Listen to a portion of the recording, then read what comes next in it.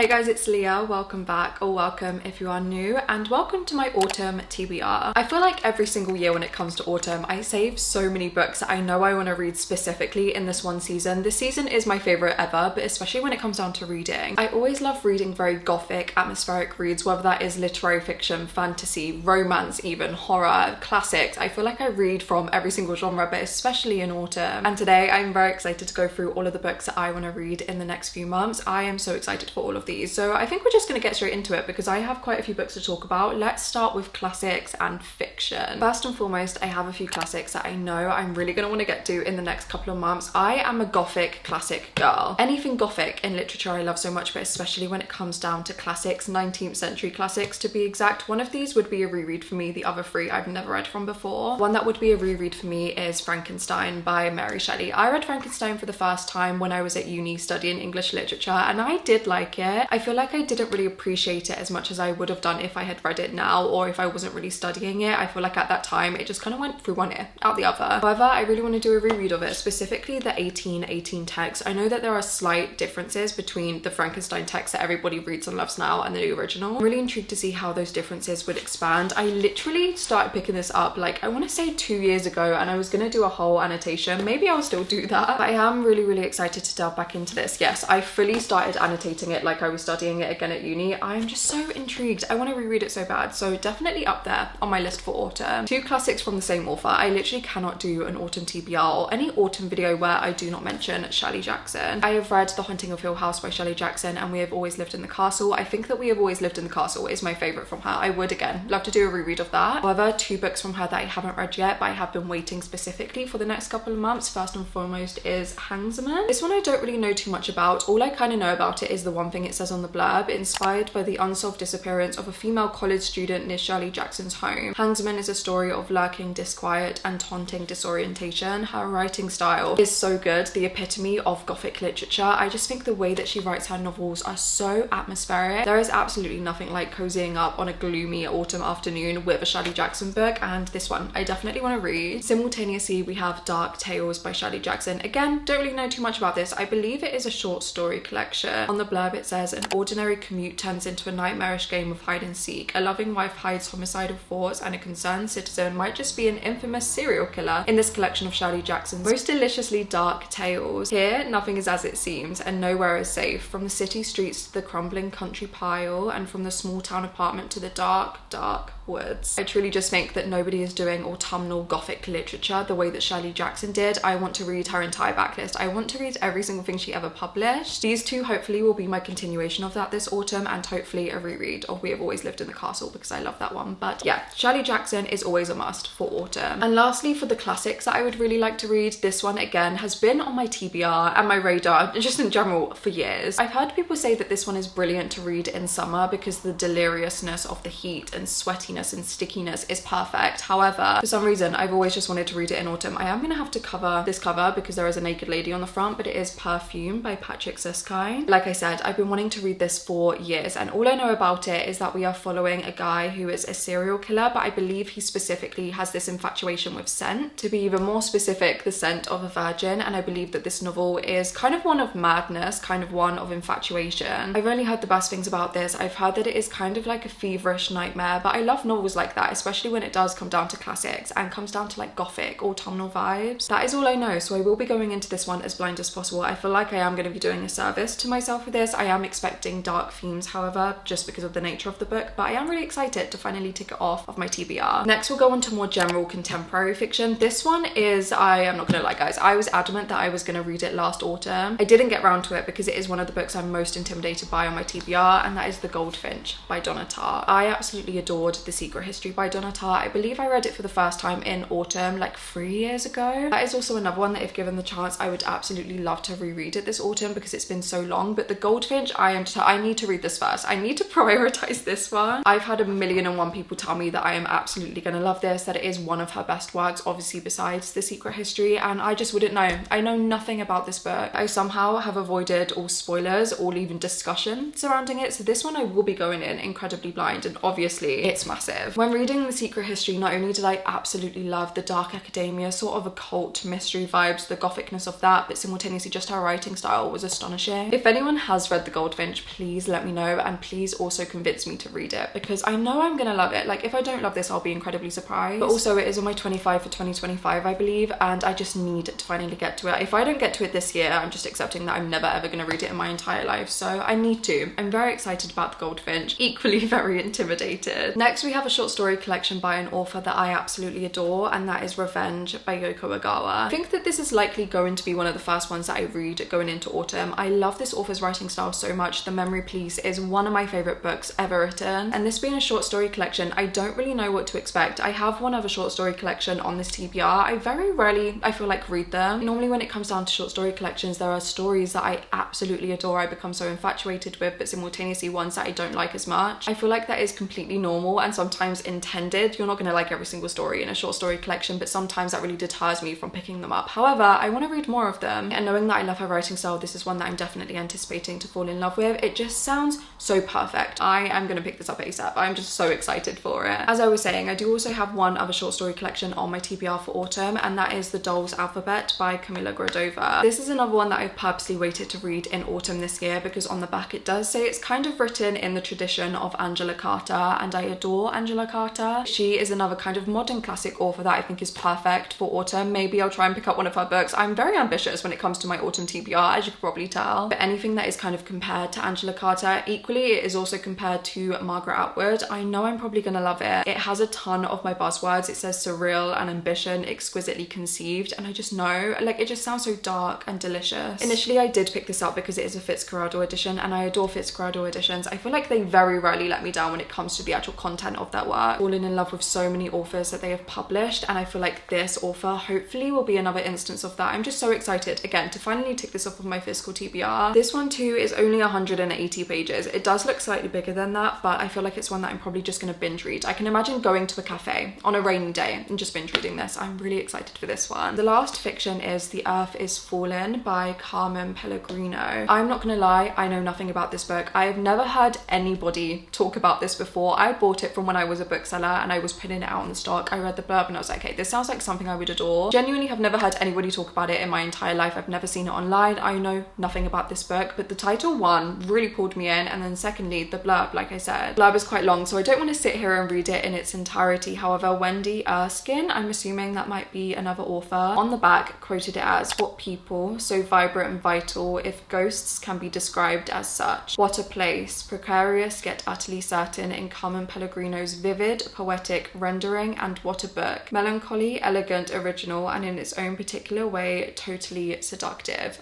So many buzzwords there. I'm really hoping that this is going to be an instance where I fall utterly in love with this, and it's going to be a book that I rave from the rooftops about. I love finding underrated gems, especially in the literary fiction space. So hopefully The Earth is Falling will be one of them. Again, this has been on my TBR for a really long time, but I'm just so intimidated by the fact I know nothing about it. However, it's equally what really pulls me in. This one again is one that I feel like I'm going to read really early on into autumn. Okay, next we'll go on to all of the fantasy books that I want to read in autumn. I have been reading more fantasy than I ever have before this year. I do feel like autumn and winter are the perfect seasons to read fantasy, and being completely transported to a different world, just so atmospheric and so gloomy, and just I love it so much. There are definitely more books than what I have here that I definitely would want to read in the fantasy space. However, these are the ones on my top of my TBR for autumn, the priority ones. First and foremost, probably one of the most exciting books that I'm going to hold up in this video. This is one of the most recent books that I've received, very thankfully, from the publisher. It is Alchemy of Secrets by Stephanie Garber. I can't believe I have this in my hands. I love Stephanie Garber so much, and I love the Once Upon a Broken Heart series so much. It is one of my favorite fantasy series ever written. I filmed an entire spoiler-filled reading vlog for it, I want to say a year or two ago, and I'm so happy I did, because getting to relive it through watching it is my favorite thing in the world. And this one I definitely will be vlogging my experience reading, but I just cannot believe that I have it in my hands. This is the gorgeous proof copy. It does come out in October. However, I will likely be reading it before, because I don't know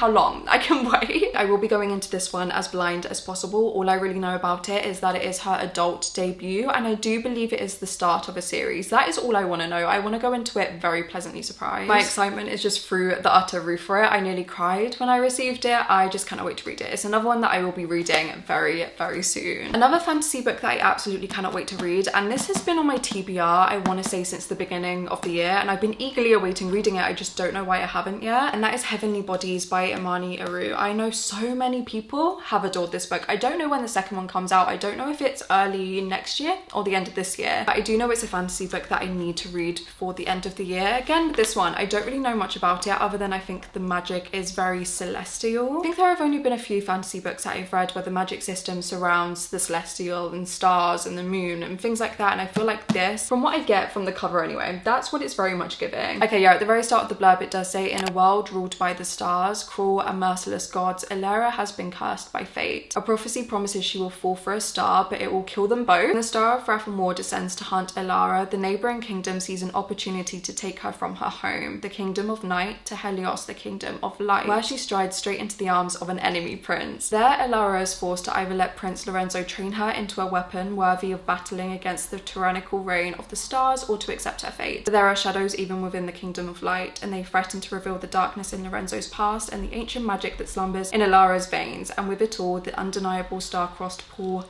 between them. That sounds so good. Now I'm really annoyed at myself for not reading this sooner. Next we have a proof of a book that comes out in November, and that is As Many Souls as Stars by Natasha Siegel. Can you tell that I like going into my books not really knowing a lot, because I feel like other than when reading off the blurb, I don't really know the synopses. All I know about this one is that it is a fantasy and I think it's sapphic. That's literally all I know. I'm really intrigued though. I have seen a few people already read the proofs and really love it, and that really excites me. The cover alone just is so gorgeous. It's kind of giving cozy fantasy. I don't know if it is. It says, a gothic folkloric tale of magic and power, As Many Souls as Stars examines what we owe those we love and what we as women inherit from those who came before us. Perfect for the fans of The Invisible Life of Addie LaRue and The Bear and the Nightingale. I loved Addie LaRue so much. Last winter, I did try to read The Bear and the Nightingale, and I loved the writing style. I read, I think, like the first 5 chapters, but I never finished it. I think at the time I was falling into a little bit of a reading slump. However, that series is, again, something that I would love to read as we go into winter, but for autumn, I'm very intrigued by this one. I've just heard great things about it, so hopefully I love it. And then lastly, for the fantasy books that I do have here physically, there are a couple of fantasies in the new releases category that I'll go on to next. We have Blood Over Brighthaven by ML Wang. This one is actually on my September TBR, so I will be reading it very start of autumn. I will be reading it very soon, and I'm very excited about it. I've been wanting to read a book from this author for the longest time, ever since The Sword of Kaigen kind of went crazy viral, and everyone, literally everyone, fell in love with it. I've not only wanted to read The Sword of Kaigen, which hopefully I will also get to in autumn or winter, or at least before the end of the year, but The Blood Over Brighthaven. This one is on my physical TBR, so I feel like I need to read this one first. All I know about this one is that I think it is slightly dark academia in the fact that we are following mages, I believe, and it's some sort of magic dark school. I could be wrong with that. However, I don't really know what to expect, and I kind of love going into a fantasy knowing as little as possible, so hopefully I'll fall in love with this one. I'm very intrigued, and if it does have that dark academia vibe, like, I know I'm gonna love it, because dark academia in autumn is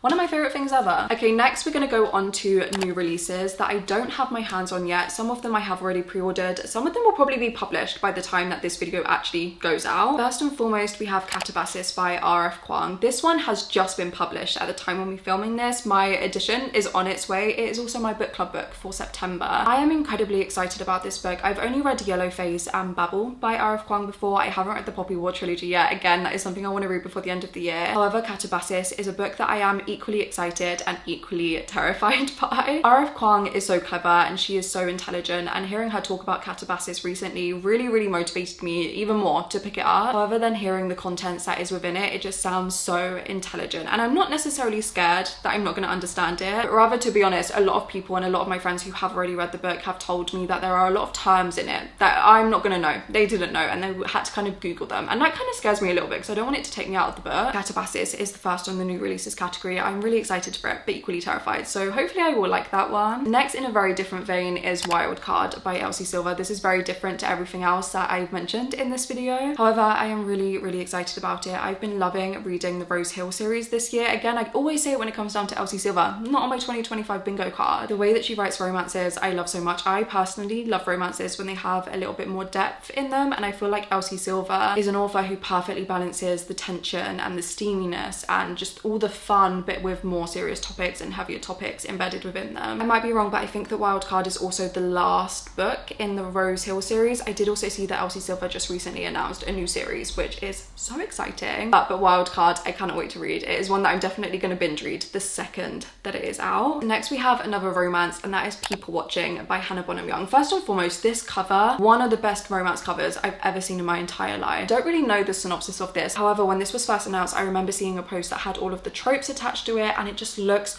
so fun. And then lastly, for the new releases, but also for my autumn TBR overall, we have The Everlasting by Alex E. Harrow. I read The Six Deaths of a Saint, I want to say like a year or two ago. I buddy read it with one of my best friends. We read it literally in about 20 minutes. It is tiny. I remember saying it, I think my Goodreads review of Six Deaths of the Saint was actually, this was kind of like Brienne of Tarth fanfiction, but the Lady Knight resurgence, I'm so happy that's here. I recently read The Second Death of Locke, and if you want one fantasy to add to your autumn TBR, I highly recommend and I highly push for it to be this one. This is one of my favorite fantasies now. I rated it a 5-star, and I feel like I very rate a fantasy a 5-star. It's Lady Knight. It is just beautiful. It was so good. Honestly, I might have to reread it once it's out. Simultaneously, I also read The Night and the Moth by Rachel Gillig, and just this Lady Knight resurgence is making me so happy. I'm really loving that I'm loving that in fantasy, and thus knowing that I loved not only Six Deaths of the Saint, but I now am obsessed with Lady Knights and the resurgence of that in the fantasy space currently. I know I'm gonna love The Everlasting. It is one of my most anticipated fantasies of the year. I cannot wait to get it physically, but I actually just recently got the NetGalley proof coming into my Kindle, so I probably am gonna read it very, very soon. Cannot wait for that. If anyone actually has any other fantasy recommendations from any of the ones that I've mentioned me loving or on here, please let me know, because I definitely need to add more onto my physical TBR. But yeah, those were all of the books for my autumn TBR. I am so excited to read all of them. If you have read any of the ones that I've mentioned, please let me know what you thought about them. Are any of them on your TBR? Simultaneously, please let me know of any books that you want to read in autumn. I'm always looking for more recommendations, and I just am nosy, so I would love to know. This is quite literally the best season in the entire world. I have so much fun autumn content coming. I'm so proud of all of the content that I've already filmed, all of the ideas that I'm so excited to do. So if you did enjoy this video and you are not yet subscribed, it would mean the world if you stuck around. As always, all of my socials are linked down in the description box below. If you would like to join in my book club for September, we are reading, of course, Catabasis, but I also have a bi-monthly book club where for September and October we are reading Wuthering Heights by Emily Bronte, and I love this book so much, so I cannot wait to do a whole spoiler-filled reading vlog for it, a discussion, live discussion. Cannot wait. Other than that, I also have my Goodreads, my Instagram, my TikTok, my Fable, and so much more. And yeah, guys, thank you so much for spending some time with me today. I really hope you enjoyed, and I will see you again very, very soon